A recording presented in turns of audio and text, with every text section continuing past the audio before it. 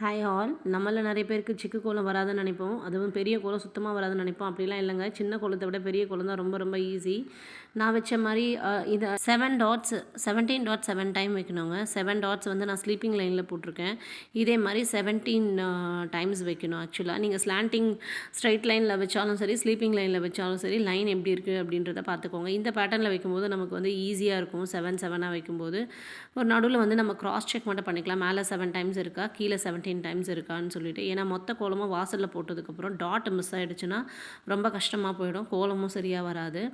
அதனால் நான் எப்போவுமே வந்து டாட்ஸை வச்சுட்டு ஒரு தடவை கிராஸ் செக் பண்ணிப்பேன். அதே மாதிரி நீங்களும் பண்ணிக்கோங்க. இப்போ வந்து கார்னர்ஸில் 2 சைட்லேயுமே வந்து டயக்ராமில் காமிச்ச மாதிரி வச்சுக்கோங்க. ஃபர்தராக வந்து அப் அண்ட் டவுன் ஒரு லைன் விட்டு விட்டு 7 டாட்ஸில் வந்து ஸ்டாப் பண்ணிக்கோங்க. இதே மாதிரி கார்னர்ஸில் 2 டாட் வச்சுக்கோங்க. மேலேயும் ஃபஸ்ட்டு டாட்டை விட்டுட்டு செகண்ட் டாட்லேயும், அதே மாதிரி லாஸ்ட்டில் வந்து செகண்ட் டாட்லேயும் வச்சுட்டு ஃபினிஷ் பண்ணிக்கோங்க. 4 கார்னர்ஸும் இந்த மாதிரி வச்சுக்கோங்க. இப்போ 7 டாட்ஸில் வந்து 4 பக்கமும் ஸ்டாப் பண்ணியிருக்கோம் இல்லையா, அதுலேருந்து மிடில் லைனுக்கு மட்டும் ஒரு சர்க்கிள் போட்டுக்கோங்க. மிடில் லைனில் சர்க்கிள் போகும்போது உங்களுக்கு ஃபர்தராக வந்து கோலம் போடுறதுல வந்து எந்த கன்ஃபியூஷனும் இருக்காது. மீதி இருக்கிற அந்த டைமண்ட் ஷேப்பை மட்டும் ஜாயின் பண்ணிக்கிட்டால் போதும். நான் எப்படி காமிச்சிருக்கணும், அந்த லாஸ்ட் ஸ்டெப் மட்டும் ஓப்பனில் விட்டுருங்க. ஏன்னா அதுக்கு ஒரு ஜாயிண்ட் வரும். இந்த சைடு அந்த சைடு இந்த மாதிரி 4 சைடும் போட்டு ஃபினிஷ் பண்ணிக்கோங்க. இப்போ வந்து உங்களுக்கு வந்து சைட்ஸை வந்து நம்ம ஃபினிஷ் பண்ணிடலாம். சைட்ஸு நான் வந்து இந்த சைட்லேருந்து ஸ்டார்ட் பண்ணியிருக்கேன். நீங்கள் எந்த சைட்லேருந்து வேணாலும் ஸ்டார்ட் பண்ணலாம். பட் ஸ்டார்ட் பண்ணுறதுக்கு முன்னாடி நம்ம கரெக்டாக எந்த கோடுலேருந்து ஸ்டார்ட் பண்ணுறோம் அப்படின்றது மட்டும் கொஞ்சம் கேர்ஃபுல்லாக இருந்துக்கோங்க. பிகாஸ் ஃபஸ்ட்டு டைம் ட்ரை பண்ணும்போது கண்டிப்பாக மிஸ்டேக் வரும். இது ஜாயினிங் மட்டும் பார்த்துக்கோங்க. இந்த ஜாயினில் வந்து நானே ஒரு சின்ன மிஸ்டேக் பண்ணியிருப்பேன். அது கீழே இருக்கிற டாட்டில் ஜாயின் பண்ணிக்கணும். அதே மாதிரி 4 சைட்ஸும் ஃபினிஷ் பண்ணிக்கோங்க. இன்னும் ஒரு ஸ்டெப்பு தான் இருக்குது.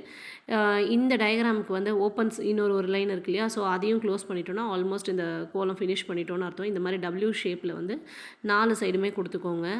4 சைடும் கொடுத்துட்டிங்கன்னா அவ்வளோதான். எந்த இடத்துலையுமே வந்து ஓப்பன் சைடு கிடையாது. ஆல்மோஸ்ட் க்ளோஸ் பண்ணியாச்சு. இப்போ 2 ஸ்டெப்பு தான் பேலன்ஸ் இருக்குது. ஒன்று டைமண்ட் ஷேப்பு, இன்னொன்று வந்து சர்க்கிள்.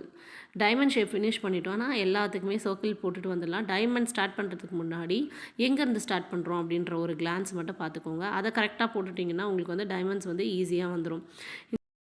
அது நினைப்போம் இல்லையா, பெரிய கோலம் வராதுன்னு நினைப்போம் இல்லையா, அந்த மாதிரிலாம் கிடையவே கிடையாது. பெரிய கோலம் சூப்பராக வரும் நமக்கு. இந்த மாதிரி ஈஸியாக ட்ரை பண்ணிங்கன்னா.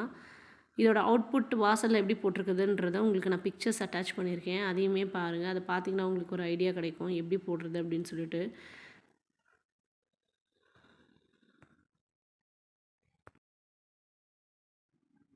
அவ்வளோதாங்க. இந்த கோலத்தை நீங்களும் உங்கள் வாசலில் ட்ரை பண்ணுங்கள். இந்த வீடியோ பிடிச்சிருந்ததுன்னா லைக் பண்ணுங்கள், ஷேர் பண்ணுங்கள், கமெண்ட் பண்ணுங்கள். தேங்க்யூ.